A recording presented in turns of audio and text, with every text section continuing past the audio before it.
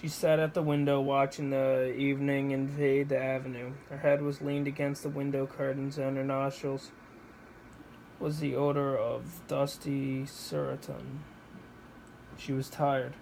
Few people passed. The man out of the last house passed on his way home. She heard his footsteps clacking along the concrete pavement and afterwards crunching on the cinder path before the new red house. One time there used to be a field there in which they used to play every evening with other people's children. The man from Belfast. Oh, is this in Ireland? No, it's England. The man from Belfast brought the other people's bought the field and built houses in it. Not like their little brown houses, but bright brick houses with shining roofs. Children of the avenue used to play together in that field. The Davies and boys and John's little Kenk Keough, I don't know, the cripple. She and her brothers and sisters, Ernest, however, never played. He was too grown up. Her father used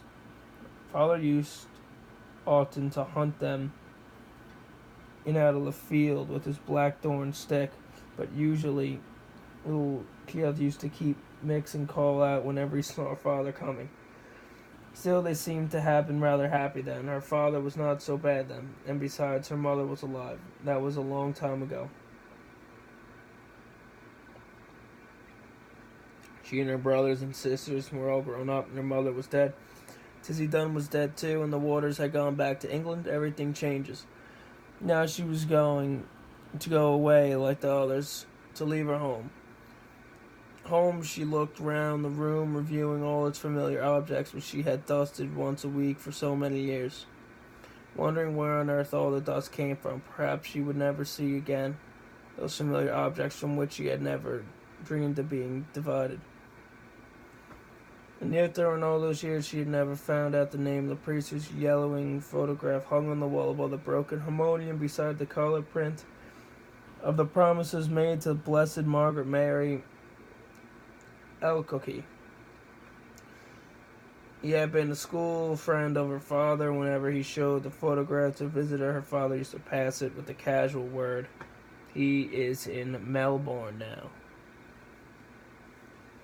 now." She had consented to go away, to leave her home. Was that wise? She tried to weigh each side of the question. In her home, anyway, she had shelter and food. She had those whom she had known all her life about her. Of course, she had to work hard, both in the house and at business.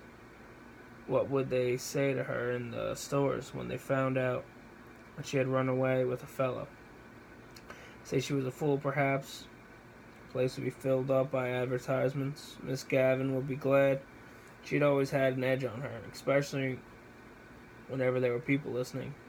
"Miss Hill, don't you see the ladies are waiting? Look lively, Miss Hill, please." She would not cry many tears at leaving the stores. But her new home in a distant, unknown country, it would not be like that. She would be married. People would treat her with respect then. She would not be treated as her mother had been. Yeah, she was treated as her mother. She was treated over 19. Even now, though she was over 19, she sometimes felt herself in danger of her father's violence. She knew it was that had given her the palpitations. When they were growing up, he had never gone for her like he used to go for Harry and Ernest, because she was a girl. But lately, he began to threaten her and say what he would do to her only for her dead mother's sake. This guy seems nice. Now she had no one to protect her. Ernest was dead, and Harry, the other church decorating business, was nearly always down somewhere in the country. Besides, the invariable squabble for money on Saturday nights had begun. Weary her unspeakably, she had always gave the entire wages, 7 shillings.